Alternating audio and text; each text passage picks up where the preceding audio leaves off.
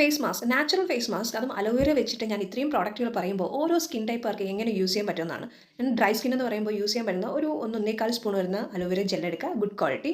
അതുപോലെ തന്നെ 1/2 സ്പൂൺ വരുന്ന ഹണി എടുക്കുക. പിന്നെ വേണ്ടത് ഒരു 4-5 ഡ്രോപ്പ് വരുന്ന ഒലിവ് ഓയിൽ, അല്ലെങ്കിൽ നിങ്ങൾക്ക് അർഗൻ ഓയിൽ യൂസ് ചെയ്യാം. ഇത് ഇത്രയും നന്നായിട്ട് മിക്സ് ചെയ്ത് ഒരു 10 to 15 മിനിറ്റ് ഫേസിൽ ഇട്ടേക്കാം. ജസ്റ്റ് വേണമെങ്കിൽ ലാസ്റ്റ് ടൈമിൽ കുറച്ചൊരു മസാജ് കൊടുത്ത് ഫേസ് വാഷ് ചെയ്യാം. ഇത് നമുക്ക് ചെയ്യാൻ പറ്റുന്ന കാര്യമാണ്.